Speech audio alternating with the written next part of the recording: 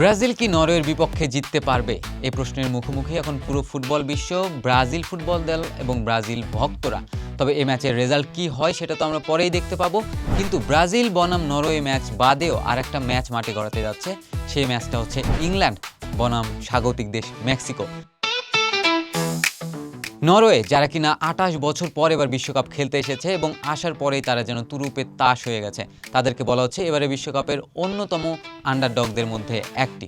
Norway যারা কিনা বিশ্বকাপ খেলার জন্য অনেক দিন ধরে কাজ করেছে, অনেক প্ল্যানে কাজ করেছে।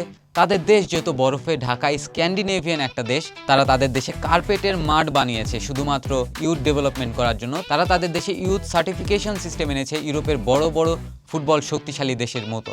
তবে ব্রাজিলের বিপক্ষে এখনও পর্যন্ত নরওয়ে একটা ম্যাচও হারেনি। শেষ দেখা হয়েছিল ১৯৯৮ বিশ্বকাপে এবং সে বিশ্বকাপেও নরওয়ে ২-১ গোলের ব্যবধানে ব্রাজিলকে হারিয়েছিল, তাও গ্রুপ স্টেজের ম্যাচে। কিন্তু এবার তাদের মোকাবেলা হচ্ছে রাউন্ড অফ 16-এর ম্যাচে। যে জিতবে সে চলে যাবে কোয়ার্টার ফাইনালে, আর যে হারবে সে এখান থেকে এলিমিনেট হয়ে যাবে। নরওয়ে যারা কিনা দুর্দান্ত ফর্মে রয়েছেন, ওয়ার্ল্ড কাপ কোয়ালিফায়ারে তারা ৩৭টা গোল করেছেন এবং গ্রুপ চ্যাম্পিয়ন হয়ে বিশ্বকাপ খেলতে এসেছেন। ঠিক সেখানে ব্রাজিলের অবস্থা যেন উল্টো। ব্রাজিল কনমেবলের ৫ নম্বর দল হিসেবে বিশ্বকাপ খেলতে এসেছে ২০২২ থেকে ২০২৬ বিশ্বকাপের মধ্যে। এই ৪ বছরে ৩টা কোচ তাদের পরিবর্তন করতে হয়েছে এবং খুব কষ্টের মাধ্যমে তারা এবারে বিশ্বকাপে জায়গা করে নিয়েছে। কিন্তু বিশ্বকাপে আসার পর ব্রাজিলের পারফরমেন্স ম্যাচের পর ম্যাচ যেন একটু করে ইমপ্রুভ হচ্ছে।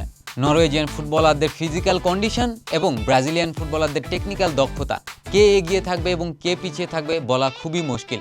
তবে এই ম্যাচের মধ্যে যে দুজন প্লেয়ার সবচেয়ে বেশি উন্মাদনা ছড়াচ্ছেন তাদের মধ্যে একজন হচ্ছেন আর্লিং ব্রাউট হ্যালান্ড, যিনি কিনা ইংলিশ প্রিমিয়ার লিগে এবারে গোল্ডেন বুট জিতেছেন এবং এখন পৃথিবীর সেরা কয়েকজন স্ট্রাইকারদের মধ্যে তিনি একজন।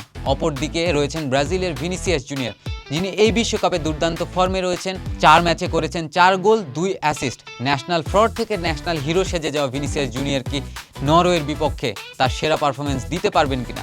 আর যদি দিতে পারেন তাহলে হয়তোবা ব্রাজিলকে ভয়ঙ্কর রূপেই দেখা যাবে এই ম্যাচে। তবে কোচ কার্লো আনচেলত্তি জানিয়েছেন তিনি হ্যালান্ডকে আটকানোর জন্য ব্রাজিলের ডিফেন্ডারদেরকে পরামর্শ দিয়েছেন। এই পরামর্শের নামও দেওয়া হয়েছে আবার অ্যান্টি হ্যালান্ড। তিনি বলেছেন যে আমার দলের ডিফেন্ডাররা জানে যে হ্যালান্ড কিভাবে কাজ করে এবং তারা এর আগেও কয়েকবার প্রতিদ্বন্দ্বিতা করেছে। আমার ডিফেন্ডারদেরকে বেশি করে বলার কিছুই নেই, তারা জানে কিভাবে হ্যালান্ডকে আটকাতে হবে। এর থেকে বোঝা যায় যে তিনি তার পরামর্শটা মিডিয়ার সামনে আনতে চাচ্ছেন না বা গোপন রাখতে চাচ্ছেন।